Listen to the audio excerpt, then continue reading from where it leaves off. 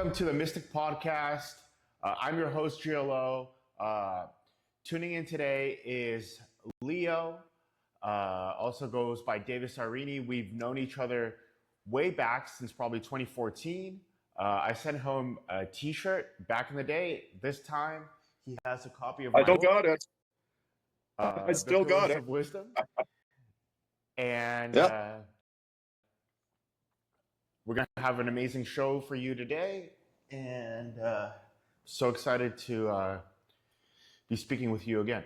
So we were just speaking about immigration in Canada and how there's civil service Indians who were part of the British Commonwealth, and they were bred to game civil service type systems, and using their cultural capital, they exploit the Canadian welfare system. For me, I don't know if you know my position on the Indian issue is a lot of my clients as a personal trainer, both online and offline, are American tech programmers. And American tech deals extensively, they do a lot of outsourcing. And so there are a lot of Indians and they game the system. And I'm told by my clients, they write a lot of spaghetti code, and they also cheat the language certification system. So on paper, it looks like they speak English, but really they have no idea what's going on. So tech is bogged down with these Indians, and there's a lot of nepotism going on in the tech sector.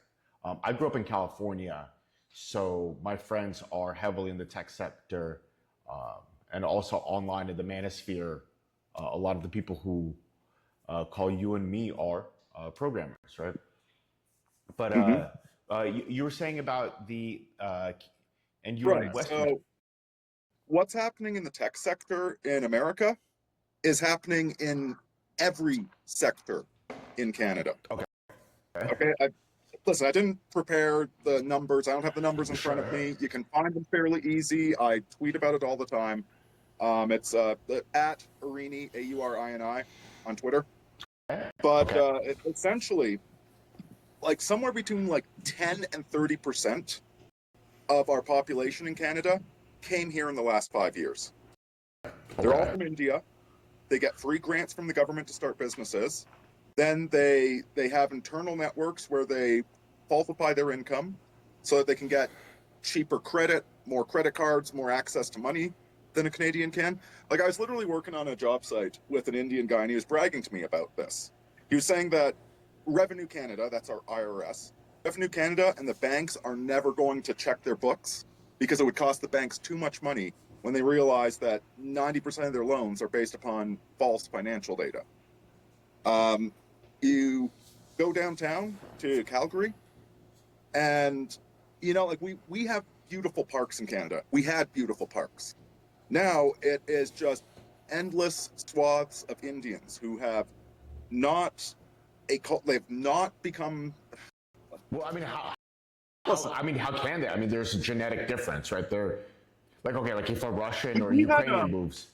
We had a select group. We had a small number of Indians in Canada previously. Right. And heck, there's even one kid I worked with. I was one of his character recommendations when he joined the military. Okay. Right? Like we've had some good Indians, right?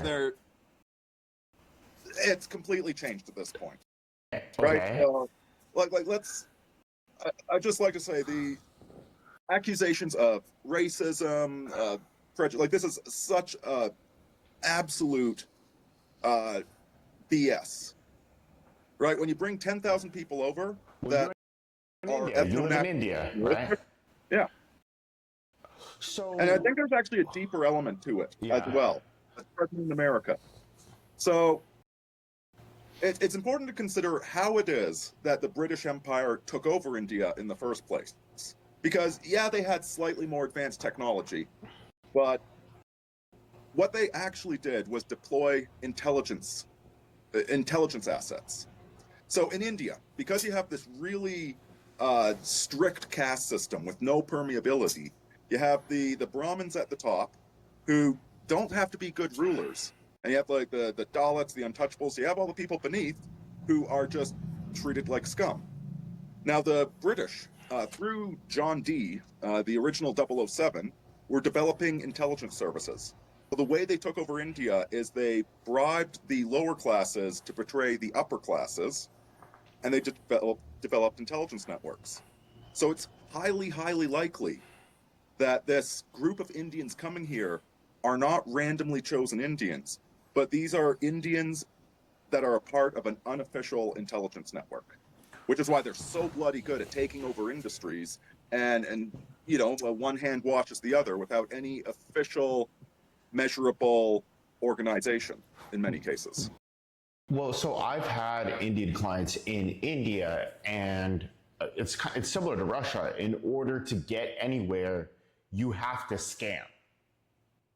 Like a lot of these second world countries are a scam school, right?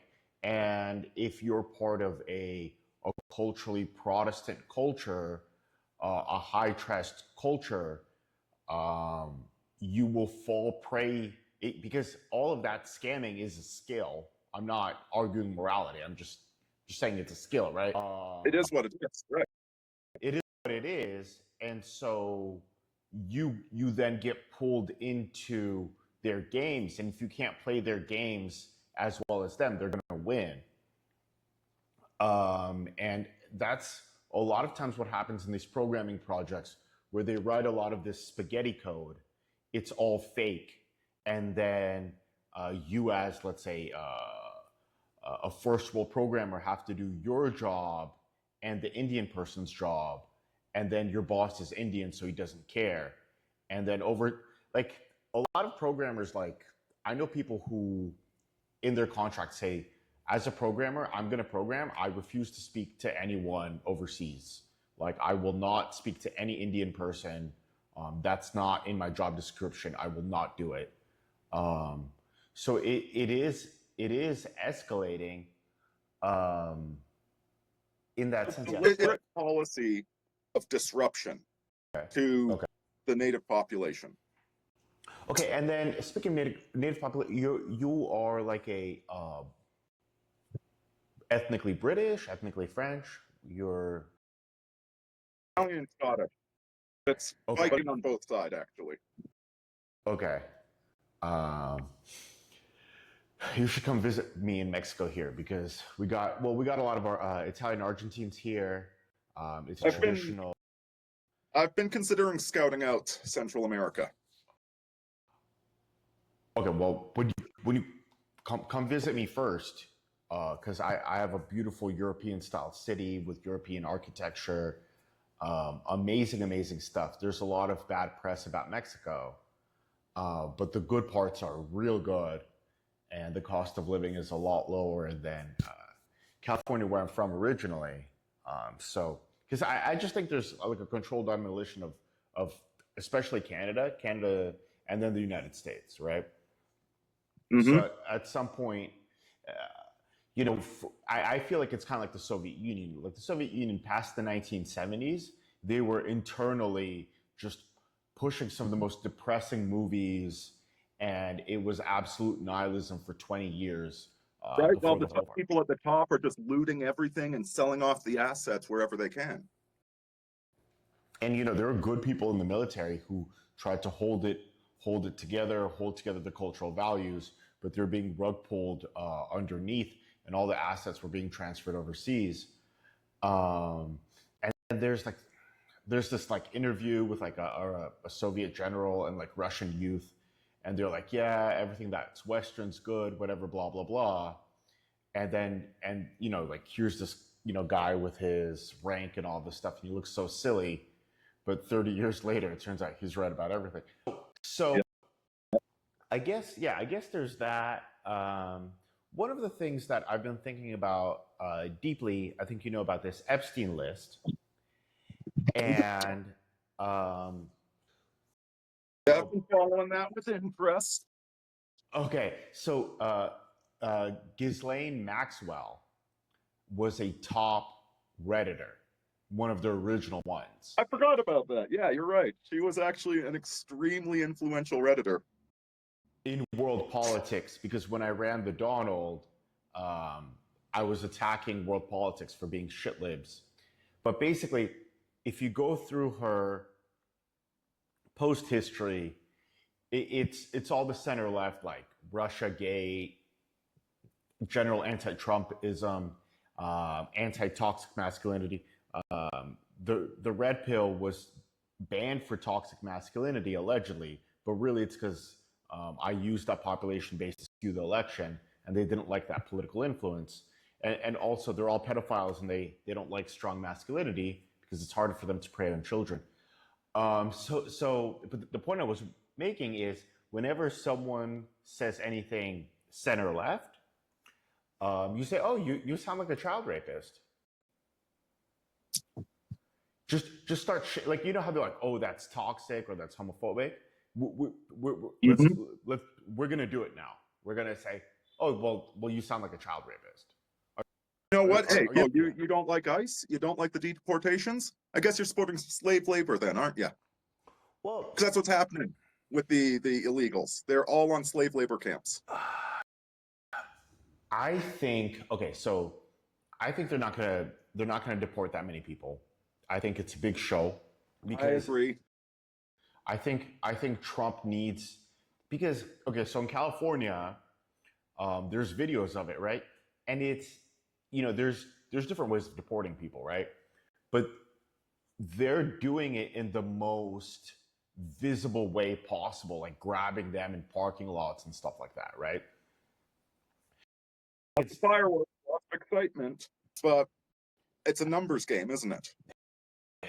I think realistically, like, the economic incentives are so strong, and California already is Mexico. I mean, it's hooked together through drugs. California is so expensive that, these California brands from the 2000s, like Hurley, Stussy, like Activewear. A lot of these cool clothing brands were started on drug money. Not at all. Yeah. Gold. Yeah, I mean, sorry. They tell us, if you listen, what's that song? Oh goodness, Brother Down, I think it was, or it had like, you got to cheat to get ahead. If you want to play that game, if you want to play the game that everybody else is playing, then yeah, you got to do something evil to get ahead. I mean, got to sell drugs. The whole California economy was built on drug. Like, that was the main economic driver. If you weren't in Silicon, like, it's Silicon Valley, Hollywood a little bit, drugs a lot. And if you're not hooked into that, it's over.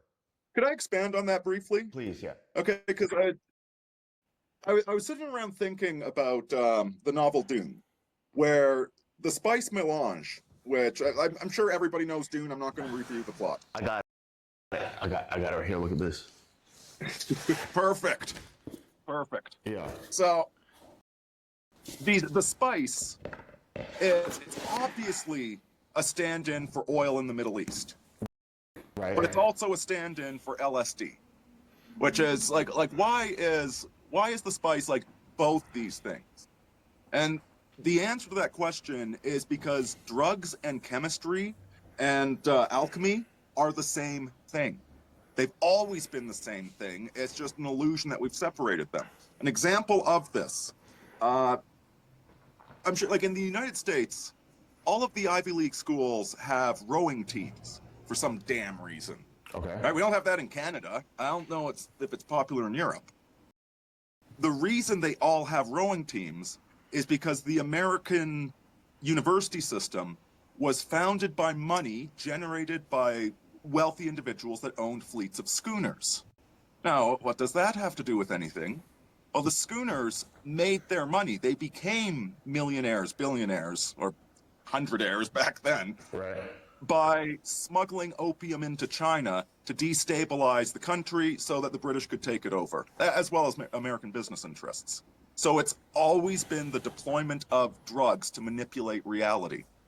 And so, yeah, gasoline, LSD, same damn thing. You want to talk about the illusion spells created by the Hollywood movies? You know, what's that funded by? It's going to be drugs again.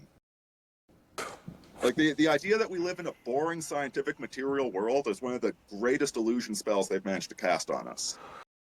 Well, so there's a lot of drugs. Well, one is, I forgot who it is. There's a sociologist. He basically said that you can break down different societies by the drugs that they use, right? And here in Mexico, the Spanish separated the native people, the Aztecs. There's a lot of different native peoples, as I found out here, from their traditional drugs, and which they would use in their religious cultural rituals.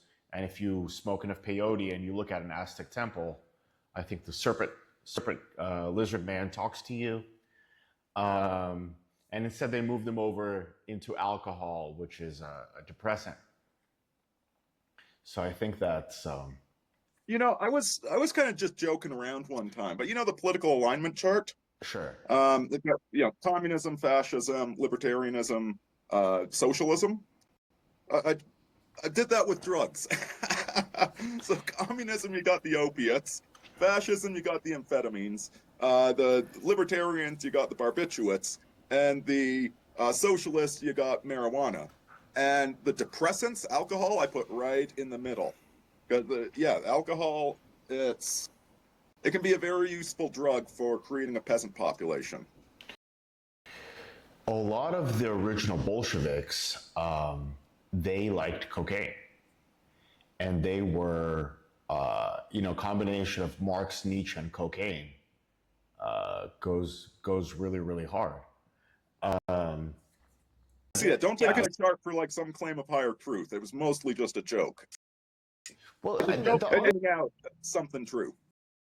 the other thing that's interesting is, the Soviet Union was built on alcohol, and fascism was built on amphetamines. And you would think amphetamines would win. But on amphetamines, you burn out. You burn out on amphetamines. Like the speech is, wow, but later on, they're just tired, and those amphetamine depressions, they're shaking. Whereas you can be an alcoholic for a long time. If you look at how Soviet hardware is welded together, it's alcoholically welded together. And if you look at how Soviet structures are built, we used to use the machine gun we used, the C9. Yeah. It was, I think it's the Swedish Mini-Me. I might be wrong on that. It's been a long time, okay? Okay. But man, the welds on it were so ugly. Yeah. They're the ugliest damn welds you ever saw, but it worked fantastic. Well, there's for me, this is a deeply Marxist point. It's really interesting when you look at an object and you figure out how it's manufactured, and you can see the logic of the society that created it. It's like Darwin's beaks, like Darwin's finches, and every finch has a different beak and it eats different worms or nuts. Whereas here, like let's say you look at how German car is built versus Japanese or an American, and you really start looking at the welds, you could really understand the design process of that society, of that culture. I think that's I always thought that was so fascinating. Like, let me toss something in there, because one of the things you see with American car manufacturing, you hide all the weld points, right? And I had a speech the other day where it's on my live stream. I was talking about how like lightsabers, right, it's something that can't actually exist. Like they're a conceptual, the perfect sword. right. But there actually is no such thing as a perfect sword. There's several basic philosophies of sword. You want a particular balance point. You want flexible, but hard, but not too hard. Same thing with the car. Every car is going to have nuts and bolts and weld points on it somewhere. Okay. But the way the car is designed is that when you see it, it looks like this smooth, perfect thing. there's a mathematical theorem, Okay. it might not be a theorem, but called the hairy ball problem. Okay. And it's the question: can you take a hairy ball, a ball with hair all over it, Okay. and comb so that everywhere the vector is 0? Basically, can you have a perfectly smooth hairy ball? And you can't. There's always going to be at least one spot on the ball where the hair sticks up straight. You know, like that little cowlick you get on the top of your head when the hair swirls. It's like you always have that part. Anything three-dimensional can't be perfect, and yet cars are designed to look like they're smooth and perfect without any of the weld points showing, which is that cultural value you're talking about. And I would say part of this issue we have in the West, to turn this into relationships, women in particular, maybe men too, but women are divorcing their husbands because their husbands are not their ideal masculine mate. When, guess what? There's no ideal. Like the archetypes don't manifest on this plane. Okay. Well, so there's a lot of points. So, at the level of commodity relation, there is modernity and there's post-modernity. In modernity, you see like a clock, like a gear clock, like a mechanical clock, and you see how it's done inside, and it's dirty. Or if we look at the 1990s computers, right, where you would see the command line stuff, right? Yes, the ugly, gross, dirty parts. In post-modernity, everything is cleaned up. And the beginning of that is Steve Jobs and his Zen philosophy, where he reduced the elements, right? But when they reduce those elements, you have a lot less access to controlling the object, which is why those heavily digitized cars will fuck you, because there's a lot of stuff happening behind the code that you no longer see. Whereas if you did some kind of Linux command line stuff, you'd see all the code and you'd see exactly where you're getting fucked, right? And actually, if you look at these books, that was discussed in those books through Zizek, who is politically very left, but that's the structure that they do that with. But yeah, now, and then the next thing you mentioned is there's a materialism versus an idealism, which is also a very Marxist point, where an idealist has an abstract perfect world, like Plato's perfect world of forms, and they're trying to move things back up to that. Whereas a materialist is going to say everything is historically contingent, and you're always going to be making these compromises in the material world, and you're always going to have these imperfect weld points, right? Or you're always imperfect. You're a split subject from psychoanalysis. That's my book. And then you cover up those weld points with your ego, right? Is that Yeah? Hopefully that's a clean explanation. Yeah, that's exactly what I'm saying. So I think that's super interesting. But what I want to ask you, and I've never asked anyone on this. Okay, you seem knowledgeable about swords. What are your favorite swords and why? Because that's the. Well, I mean, listen, you shouldn't have a favorite weapon. Okay. Okay, like you should train with all weapons. Okay. And the best weapon is the one that you have when you need it. Okay. Nice. Hypothetically. Okay. But that being said, we all have favorite weapons. Okay. I'm partial to rifles. Okay. I'm a decent shot with a pistol. Okay. I'm actually really good with machine guns, but I like rifles. And a sword, I've got this fantastic. It's the Hanwei Rhinelander. It's a two-handed longsword. Okay. It's a little bit too large to be practical, honestly. And so for hiking, there's a beautiful katana I've been looking at. Okay. But no, I do like the European two-sided cruciform swords. I have a bad habit of always getting things that are like, I like things that are unreasonably large. Okay. You like, okay, so that's interesting. And then with regards to tobacco, you like cigarettes? Like what? A lot of people are moving into tobacco because they think it pulls the parasites out of them or has some kind of effect with the spike proteins that are circling around because of all the vaccines. Yep, it does. It's been shown to combat COVID. Like that's a fact. That's scientific fact. It's a very potent masculine herb. It connects you to the Sky Father, to God, to Nispatir, Jupiter, like whatever language you want to say that in.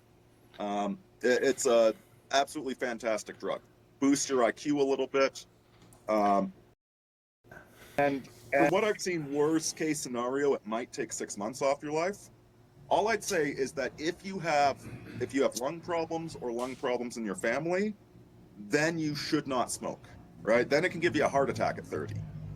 But if you're otherwise decently healthy, they grossly exaggerate the problems of smoking. So where do you stand on cigarette, pipe, and cigar? Like, what are your views on that? I like cigars. I have some homegrown tobacco. I use a pipe for that. Okay. But I don't know. Cigarettes are just the most convenient. I'm lazy. Okay. Because there's certain objects that are very, let's say, they give a sense of masculinity. Have you gotten into fountain pens? That's also something like. Because for me, I love writing in fountain pen. Not really. I do like my fancy pens, but like I used to when I was a kid, get the fancy fountain pens. But especially no, I don't buy the cheap. Actually, here's a great thing: if you don't want to lose your pen at work, get a $5 pen. Yeah. Because then you'll get angry if it's not in your pocket. Who stole my pen? But it's also not a $50 pen that you're going to break the bank for. I like my $5 ballpoints. Good ballpoints, black ink. Because for me, I learn by rewriting books. I'm a very physical person, you can tell. And if I like a book, I'll rewrite it, through this kinesthetic knowledge, I'll remember it. I do the exact same thing. Okay. When I plan out they used to be YouTube videos, they're Rumble videos now. Okay. I will usually I have it's an art book because I don't like lined paper. Okay. I don't need lines. I can write in a straight line without the guides. But I usually write about 1 page of the bullet points I want to cover in it. And occasionally I'll run into a really good video where it's like, oh geez, I want to absorb some of this. And so I'll write out a page of notes about the video. Yeah, that kinesthetic act of writing cements things.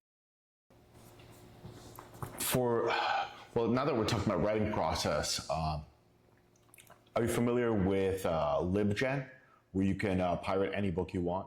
No. No, you gotta send me a link to this. That's fantastic. So there is LibGen and Anna's Archive, and they have every book in PDF form. That's step one. Then there is Notebook LLM, which does summaries for you. So you know how there's all these shit books like on marketing and it's just some kind of sales blowhard just trying to upsell you into their next fucking thing. So sometimes they have a few good points, but I don't want to read 200 pages of fluff I don't want to get fluff for 200 pages.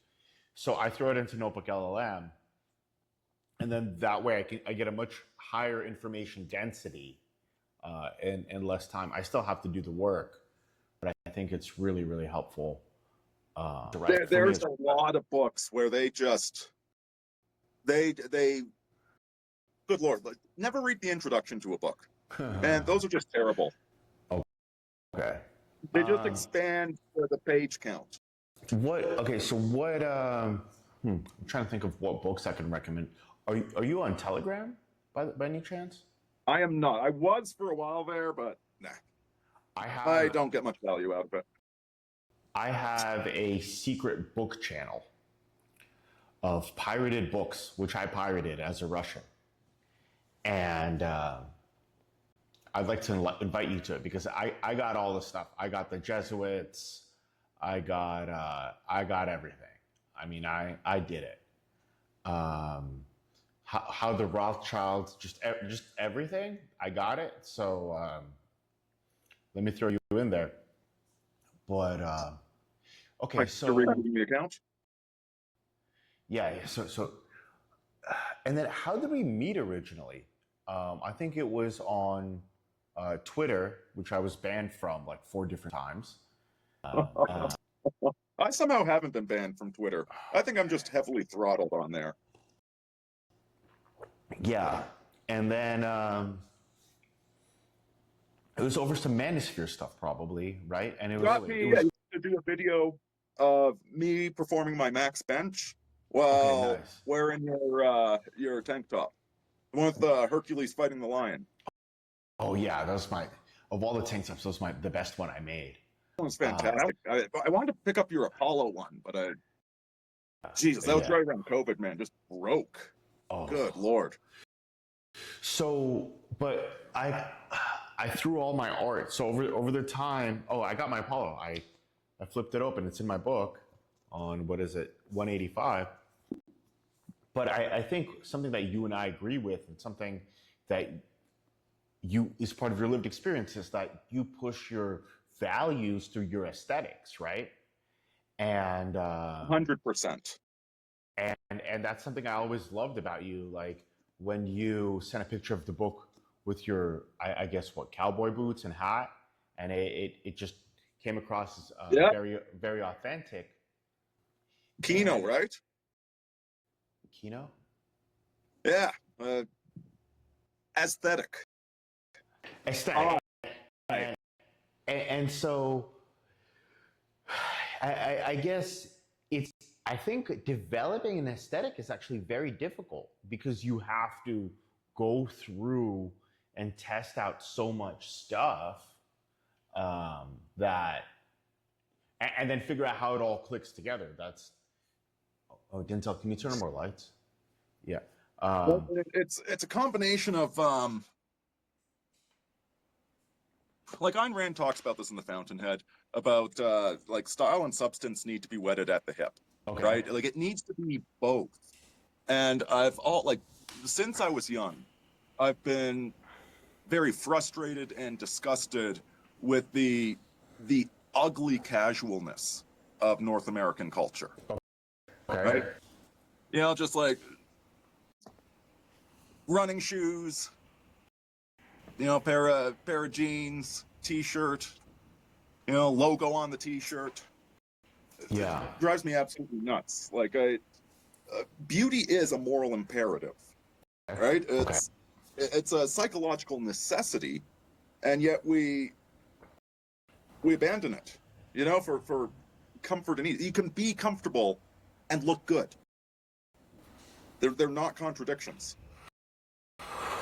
Well, so, but you do have to pay more, you know, like, because let's say with my book, there was a lot of covers that would just have words on it, you know, like, fix your life, you know, and I wanted an aesthetic, you know, whimsical cover, but I paid You nailed it. 1,500.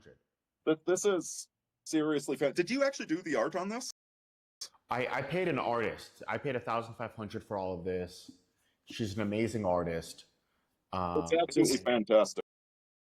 But I'm saying you have to pay for beauty, and you know, every one of my articles is illustrated, and I have astrology that hooks everything together into a coherent system. But I one of the things that I realized is that we're so impoverished between paying rent, inflation, and taxes that a lot of our creative expression can't happen, and we end up It's living like anemic.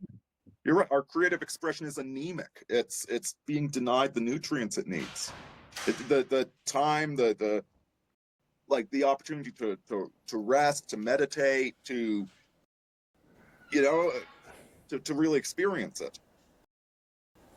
and the other thing is, I think something we've been talking about before is how people learn through objects, right? So like when you look at a sword, I mean, it has utilitarian purpose, right? But then you can also start thinking about like what metal techniques came into it, or um, maybe a saber, what, why the British Army issued it as You know, opposed to an no. example. Yeah. The more you learn about sword technology, the Okay. more like those fantasy swords that they have, like Sure. the big ones with spikes on them, and like the more you learn about actual sword technology, the more silly that looks, and the more beautiful a well-balanced blade looks. So okay, so in Marxism, there's an economic base, right? So our lives are financially determined, and on top of that, there's a cultural superstructure, right? And I think North Americans were less economically exploited, and they had more disposable income, right? And I think there's a high aesthetic, but there's also a low aesthetic, like a WWE, Stone Cold Steve Austin, Undertaker. But that had a lot of showmanship to it, which I really appreciated as a child. And that's why I appreciate your aesthetic, uh, because I think it's, in the Red Pill, there was a lot of these masculine acts and a lot of barking. But what I really liked is kind of the coziness of it, you know? I like that. Cozy is a good thing to go for. and and what always impressed me was I never liked feminine environments because they always felt kind of fake to me. Like if a woman decorates a dining room, like it's kind of like she's just there to show off. But like I like Well, it's like the fake pockets on a woman's jacket, yeah. right? It's like, and part of a woman decorating is you'll have these things that like they look like napkins, but they're not for using, Oh, right? It's like a doily, but it's not for absorbing any spilled coffee. You put a plate on top of it for the spilled coffee. It's just to look like it's a napkin. so I have an article. It's called like "Escaping Castrated Space." But it's about how men get pushed to the side, they get pushed to the garage, or they get pushed into these cuck shacks physically, and then women or liberals will take the center, and then the aesthetics will shift, and those aesthetics are a expression of their values, right? Because liberals are useless, so their structures are also useless. Or my mother also had a leather couch, and it was super uncomfortable, but it looked a lot nicer than this It looked good, Chesterfield. but didn't serve the function. So I guess we're gonna push the use value thing. So I guess I don't know if you know, I've been pushing people to figure out remote work, move to Mexico, and between not paying taxes and my USD advantage, I have 6 times the spending power than I would in California. And then Yeah. I could pay for this cover. I could pay for uh, I got 3 leather couches. Are you ready for this? For $3,000, and they were Dude. handmade, and they were brand new, Probably and good leather too. good leather. And I also got a carpenter here made me a table out of this tropical wood, Perota wood, and $700 for a full dining table. So I don't know. There's one that goes into that. Like even as you, the purchaser, Yeah. right? Because if you go to IKEA, you're the consumer. You just buy the matching bedroom set, right? Of like fake paneled wood. Whereas actually deliberately having a custom-made piece of furniture requires consideration and investment on your part. Yes, but all of those things are an option here. Or like I can get unpasteurized milk, which is super amazing, and I can develop a relationship with my farmer, and I could get a big, well, I could get a cow. Yep. Well, it's a steer, right? So I guess what I'm saying is a lot of our cultural values require us to be not as exploited as we are in the U.S. and Canada. Absolutely. The Protestant work ethic is something I take issue with. Okay. It's a listen. Virtue lies as the mean between two extremes, Okay. and Okay. the Protestant work ethic is on the one extreme, which is why, again, you find this in America where you have a huge welfare class where they contribute absolutely nothing to society, and then you've got a class that is just constantly pushing the envelope, like new technology, more items. We need to, like the latest version of it is. Sure. Have you heard of Labubu's? Oh yeah, it's a deal. Yeah, I guess I should explain for the audience. Well, the Labubu's are the latest troll doll. It's like a little stuffed animal about this big, and they sell variants of them. There's Right. the motorcycle variant, the Christmas variant, et cetera, et cetera. But on top of that, they come in opaque boxes with probabilities. Like you have a 30% chance of getting this Labubu, 25 of that Labubu. And so there's the gambling element that goes into it. And these things are going for like, I might be lowballing it. They're going for like $100. Okay. And like, I'm not saying I collect things. Like most people collect something, right? Okay. If it's an old lady with her little spoon collection, or if it's like Star Wars action figures, go ahead and collect things. I'm not shitting on that. But what I'm saying is it's like this constant treadmill that keeps going faster and faster and faster and faster. And you know, if I were king of the world, I'd put a moratorium on new technology.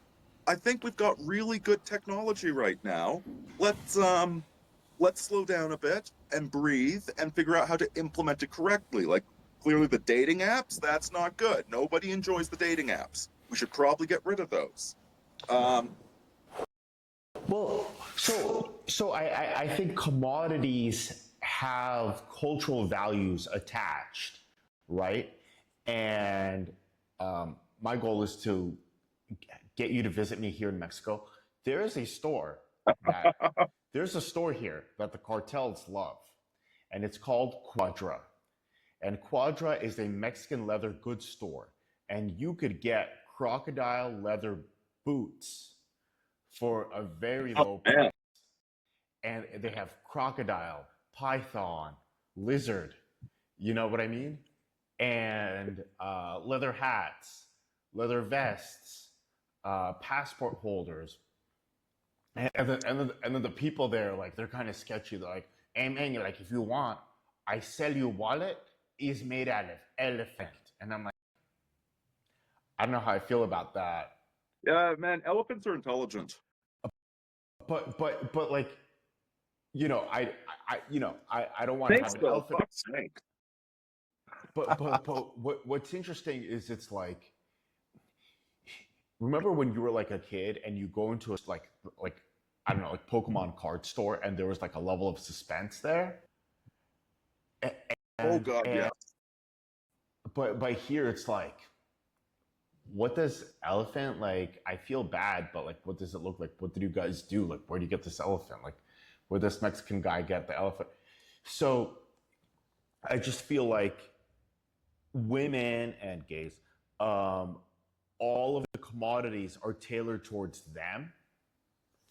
And there is something to be said about moderation, but there's just really not that many commodities for men. And a lot of our identities are tied to our objects, right? And what I want to do with my book is to just create an object that's interesting for men, like for once, like. So yeah, I guess that. So one is I think masculine but beautiful, masculine but beautiful. Not expedient. But yeah, I think my goal is to tempt you into becoming a Mexican cowboy, because you got desert down there. I like desert. Oh really? Oh, okay. Well, do you like scorching heat? Oh God, I love it. Oh man, I was working outside all winter.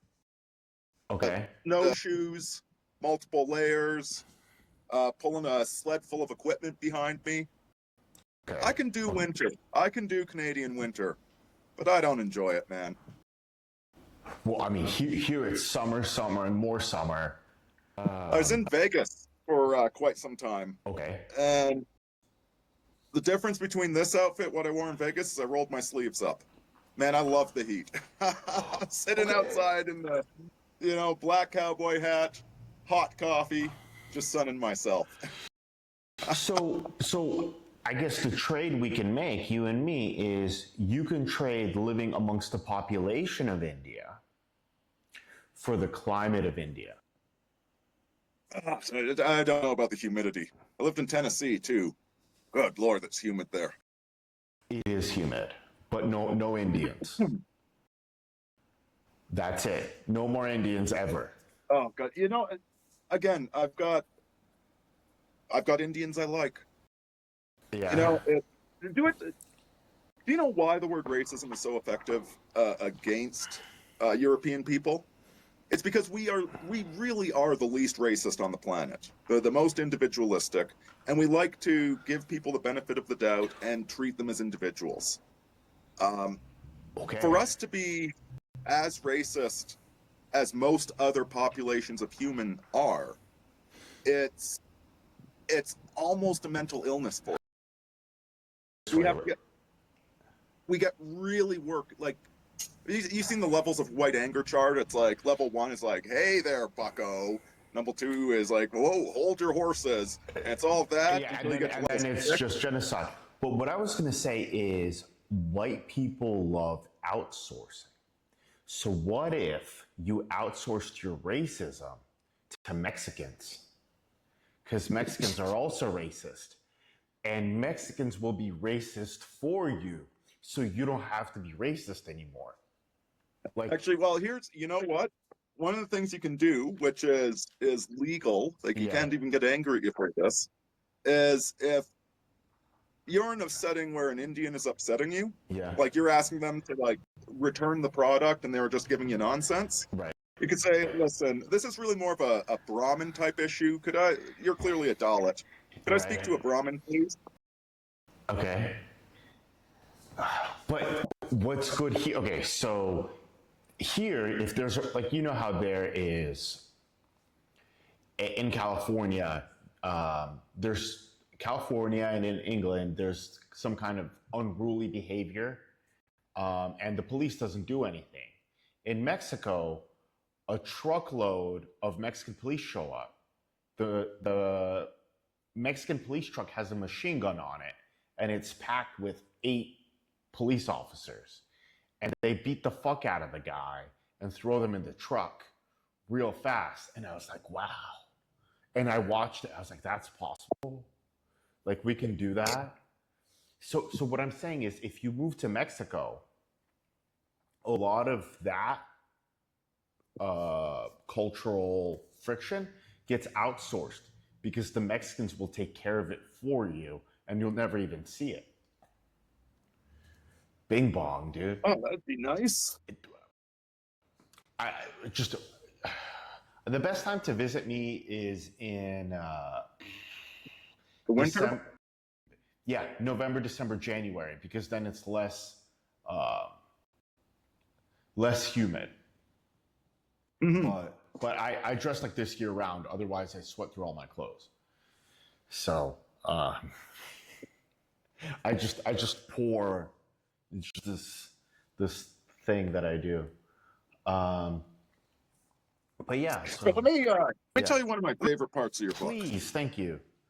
Gonna see. You know, I'm probably not going to be able to find it. Oh wait, Okay. no, I just did. Oh wow. What do you call it? The goofy schmoofy cycle. Oh wow. I love this because this is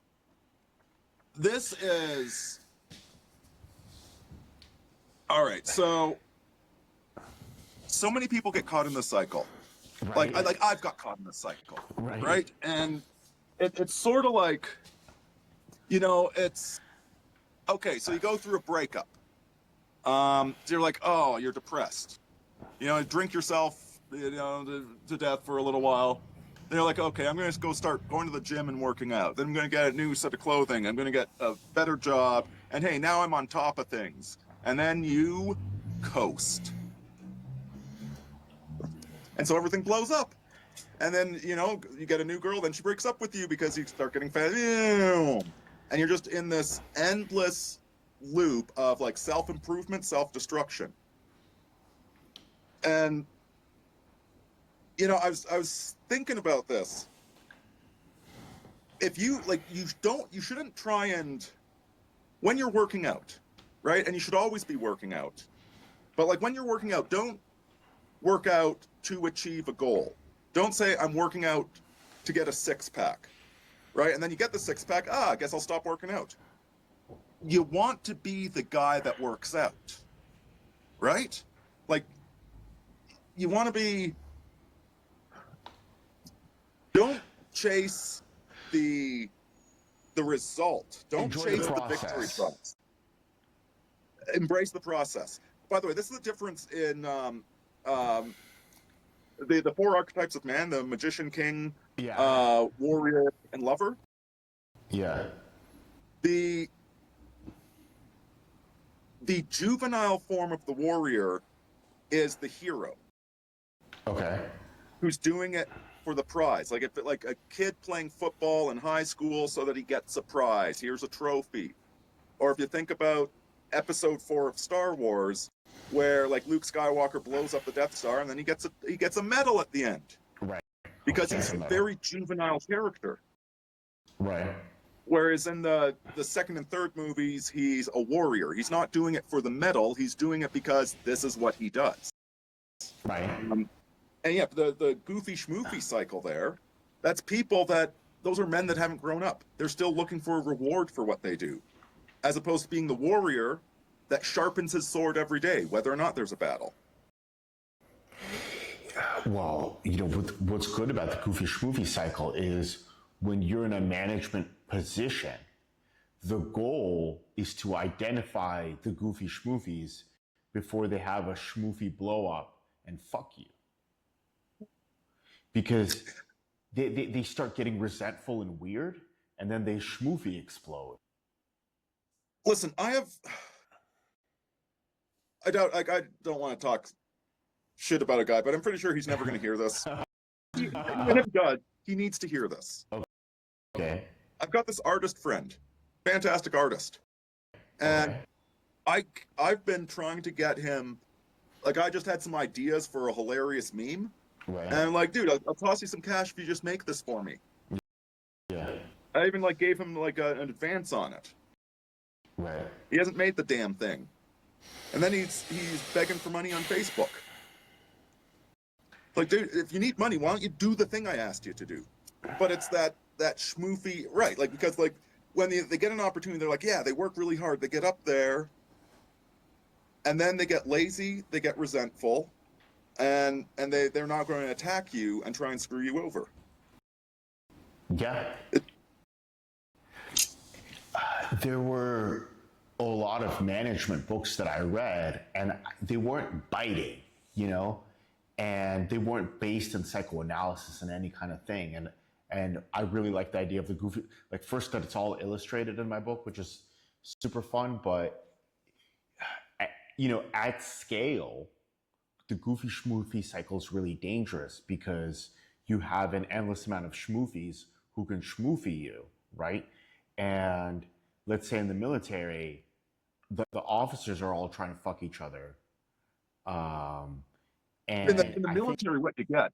yeah, You get the people that they show up and they're full of vim and vigor and they work hard. They get promoted. They get to corporal. Then they get assigned a cushy position, right.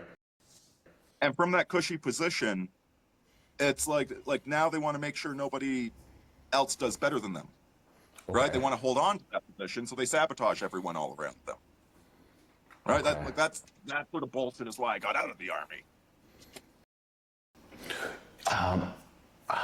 I don't know if you, well, in World War II, the American generals were all competing with each other, like, like in American football, and there was extensive politics over who would get the oil for their tanks and stuff like that. Like, but behind the scenes, it wasn't all heroes. It was just complete, intense personal rivalries in the Soviet army, in the American army, and in the German army. Um, to the point where it really screwed over missions, you know? And I Well, get, especially the way he made all of his generals compete with one another. and I think the Germans had really bad logistics already, and they had these very long, like if you wanted to get like new tires for your car, there'd be like an endless amount of German bureaucrats would have to sign off on it. Um, Mhm. so really the question at the organizational level is how do you avoid this neurosis so that you can move forward? One of the things I read And about the American generals is they had one that really botched a mission, right, so right, they reassigned him back to the homeland to be in charge of training, right. where he seems to have done a really good job, right? And I'm not an expert on Right. World War II history by any extension. Whereas like Hitler was the Americans, there were metrics, and if you did a bad job, you were moved somewhere else, and to see if you could do a good job there. Right. Whereas with the Germans, they were just all fighting with each other all the time, and they preventing a larger organizational integrity. Well, I think because there's the Wehrmacht, right, where there's the German army, which had there were the real Nazis, and then there's the Wehrmacht, and they had a different worldview than each other. And the other thing I think that they had a problem of there's a German supremacy, but if you're too German supremacist, then you're not bringing in enough fighting age men, right, from the conquered Mm-hmm. territories. So I think that was, um, Germans really sucked at ruling over their conquered territories. Like if you look at Czechoslovakia, Hitler thought that they were going to contribute a lot more to the war effort than they did. They would do a lot of work shamming.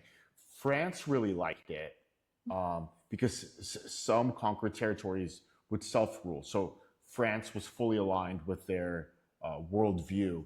But a lot of these countries like Romania, Hungary, Tons of Czechoslovakia, resentment. and so they never hooked into the German war machine. Um, and so I guess what's kind of funny is that yeah, I'm not making political arguments right now. I'm making kind of logistic arguments. Yeah, yeah. The communist system seemed to indoctrinate people a lot better than the fascist system, and they were a lot more compliant in fueling the industrial machine. Um, like the Romanians played along and stuff like that. So there's a lot of fascism LARPing, but like there were That issues burned itself out really fast. like on amphetamines.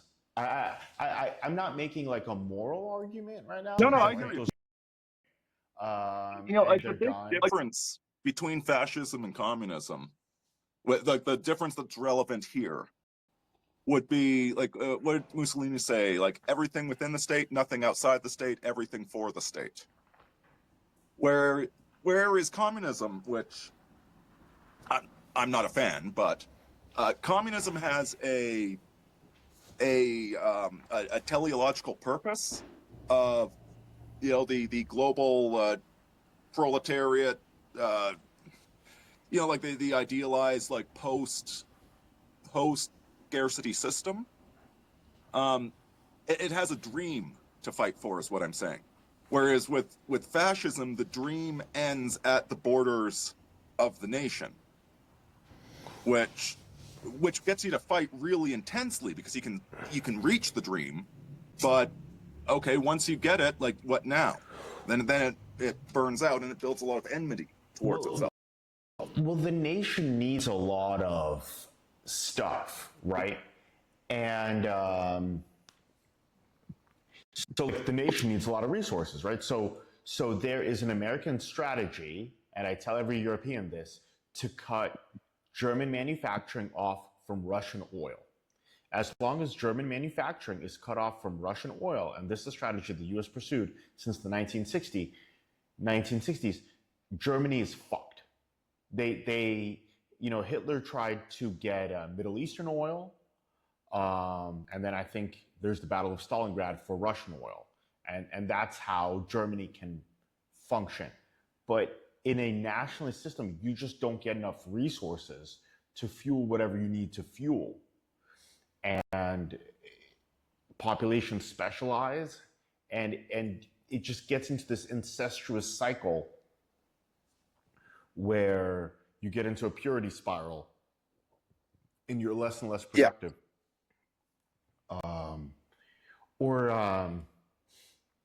Like if you look at a lot of the German tech, like they have a very long supply, like a logistics train. What's the vernacular? They're over-engineered, and like the German tanks require a lot of man hours to maintain, and a lot of specialized parts. They're well optimized, but they require a lot of people working in logistics to make sure that they run. And if the Hungarians, the Czechoslovaks, back then, right, aren't playing along, you're just not going to have those logistics to field that equipment. I mean, one of the main things I'm pushing in my book is arbitrage, right? So I arbitrage my table, I arbitrage my couch, right? That's the same thing with logistics. And if you don't have good logistics, you can't live the life that you want to live. So I guess.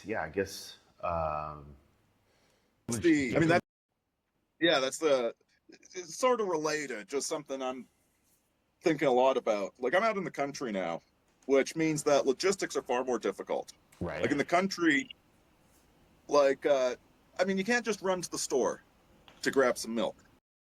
Right. You gotta plan things out a little bit more. And the advantage of the cities, the reason why like our species loves cities, like their cities are iconic to us, is because of the ease of logistics and the ease of making social connections. But now we're in. This is what is so frustrating about the current era. Is there's part of me that would love to move back to the city. Get a nice condo, good view, just go downstairs, grab a coffee, meet new people. There's part of me that would love that, but the cities have become lawless. They're flooded with people that they're not from that city. Like if I'm going to Calgary, I want to meet Calgarians, not somebody from Dubai. Well, what if you lived in a Mexican city with Mexicans? And yes, and we have great coffee here. Latin America has amazing coffee. And you really want me down there, man? Well, we'll see how. We'll see. Maybe this December. A lot of Canadians moved to Mexico during the pandemic, actually. I know. And I met them. and the ones that spoke French learned Spanish very quickly because French and Spanish is very close. And I was thinking like, how is this white guy speaking Spanish so fast? Like what the fuck, right? It's Um, Spanish and Latin, or sorry, French and Latin. So yeah, Spanish would be easy. yeah, so that's absolutely amazing.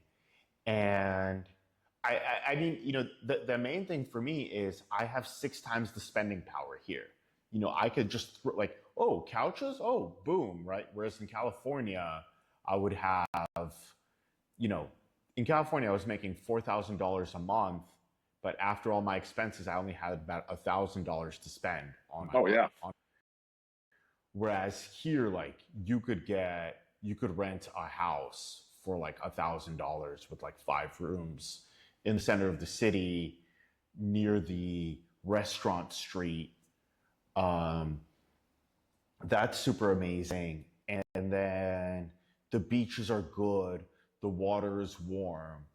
Um, what's interesting is that Mexicans don't understand why you're in Mexico. Like it confuses. You're here. Like, why are you here? And then you're like, well, I don't want my kids to be gay, and they're gonna be like, oh, okay, that's interesting. So, but because I wrote a long time on the Red Pill about these issues about like SJWs, social issues, stuff like that, right? And I started getting Hmm. more and more negative. Um, and then I just fucked off, and all those problems were just solved for me. And I went from being a conspiracy theorist to a white guy in Mexico like that.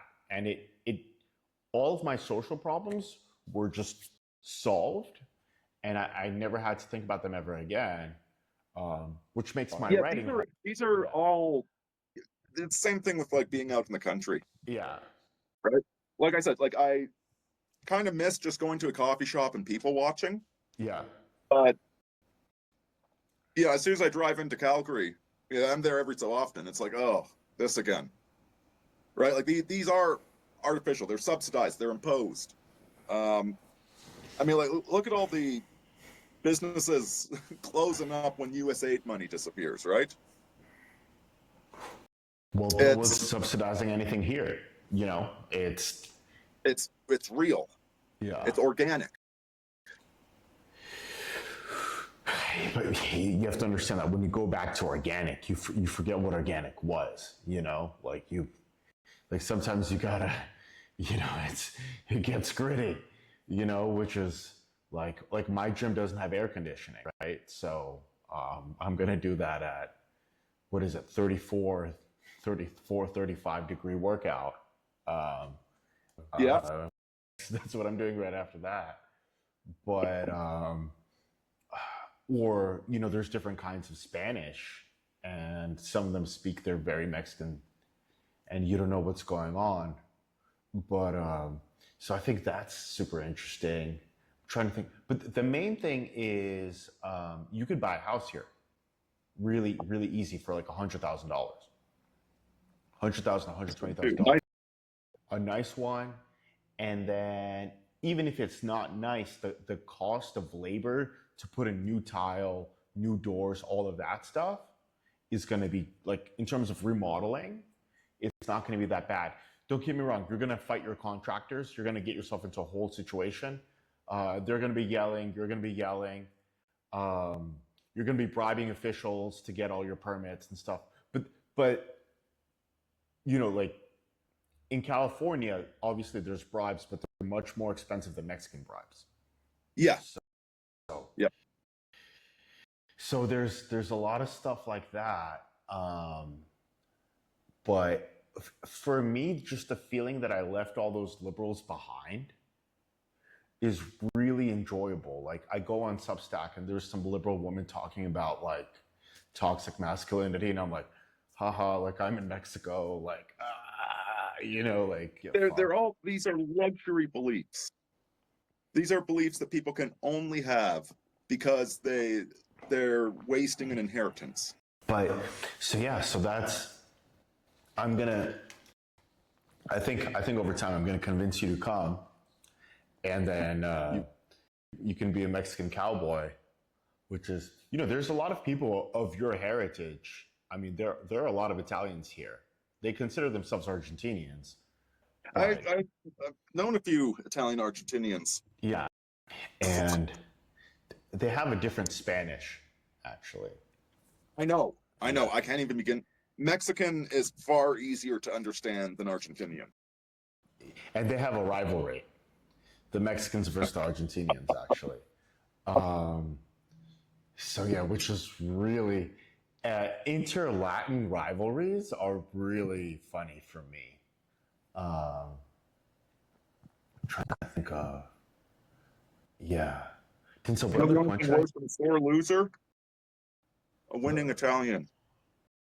Wait, what's worse than a sore loser, a winning Italian? So yeah, and then I don't know. One of the things that I enjoy here is you can buy ground cocoa leaf, like the cocaine leaf, in a powder, and then you can drink it. Bing bong. In It's a lot more mellow I mean, than nose candy. it's a lot more mellow, but it's in the same genre. Mm-hmm. That sounds excellent. It is excellent because I always want to get a coca leaf cigar. I can make that happen. I can make, Hell yeah. I can make a lot of things happen. So it's a very strong stimulant, and it doesn't dehydrate you like caffeine, and it creates a euphoria. But then, of course, you're gonna crash. So take a siesta, sleep in the middle of the day. Yeah. But yeah, so I guess that those are the big things, because the way things are going lately, like I don't understand how the American government keeps going post Epstein, like that everyone rapes children. I don't. I guess everyone rapes children, and I have to live with that. I mean, I don't. The whole damn system is so crooked that if you pull out the Epstein Jenga, the whole damn thing might collapse, right? And I don't know. I wonder if that's why Trump is saying there is no Epstein list all of a sudden. How do you pay taxes knowing that they all rape children? Like, how do you, earlier you were talking about deporting illegal immigrants. Okay, they're in the US illegally, right? But Donald Trump either raped children, maybe, or he's best friends with someone who rapes children. I mean, that's I don't think he did, for the record. And I mean, I don't really know. I've never been to New York. He didn't. He didn't. But he's still best friends with the guy who. Yes, I think he knows. Like, I think he's in very close business relationships with like 12 people that did or did something else. So the man who raised me was a Soviet naval officer, right? And so I was raised under communist values, and I can't be in a room with those people because, well, just being in that room is unethical from what I learned in my childhood. Yeah. If you went to Russians and you're like, oh, I'm friends with a child rapist, they'd be like, it doesn't matter the fact that you know him and you consort with him is already an issue, right? So, okay, like, it's so deep, like, Ghislaine Maxwell, her father wrote all the American textbooks. So, like, pedophiles wrote buried at the Mount of Olives. Then her deal was, what's it called? So her family wrote the textbooks, which was a disaster. Then she recruited people for Disney, probably to rape more children, which is already okay. Bill Gates is tied in. The Pope is tied in. Like, it's, you're saying like, oh, like the goal of communism is a global revolution, right? But it's like, we could do it under the banner of this or that. I really don't care. I just want to get rid of them. Like, my argument is, if those people aren't around, I don't need we could argue about economics, but if we just get rid of those people, whatever's. What I want to see, that there's two ways to organize society. That you could simplify it to like the carrot or the stick. Okay. And the carrot is not financial reward. Financial reward is actually part of the stick. Okay, Right, so you don't that's starve. the bureaucracy. That's the blackmail. That's how they organize things. I want the heroic leaders that inspire people. That's who should be running things. The warrior caste in alliance with the priest caste, not the bureaucrats in alliance with the peasants. Well, when you get rid of those people, you're gonna figure out who the warrior caste is real fast. And Yeah. I'm just saying, from like a legal standpoint, like, how do you believe in anything? So, like, like for me, like, I like that my government is run by drug dealers, because my government's run by drug dealers. Okay, they are indigenous people. Drugs are part of their worldview, right? They've always done them, and they sell them like indigenous people. Indigenous people sell drugs. Fine. But that's so much preferable to a child rapist that I'll take the deal, So it's just one of those things for me that I don't know how do you talk to these people? Like, how do you? I'll tell you what I think is happening is we're going through another axial age right now. Okay. The moral technologies of the last axial age were how we went from tribalism to nations. And right now we've got the challenge of moving from nations to a species-wide consciousness, right? Let me not talk about one world government, new world order. That's actually the dark side of it. That's us failing to move to it, right? What I'm talking about is, like, we can't have, dude, we're at the point right now where somebody with $10,000 could engineer a virus to kill off the entire species. We are at that point. And that's the global consciousness that we need to keep. We need to be able to identify irresponsible people, irresponsible actors, and prevent them from gaining far too much destructive power, while making sure people that are responsible, are moral, and intelligent have power. That's the shift that we need to be making right now. And because we're trying to do the global thing with nation-state consciousness, this is where the blackmail schemes come into play. This is where the nudge tactics, the manipulation, and honestly, the drugs too. Like drugs are fundamental to controlling a population. I think that's an excellent place to end our discussion. I love talking to you. Let's keep doing these together.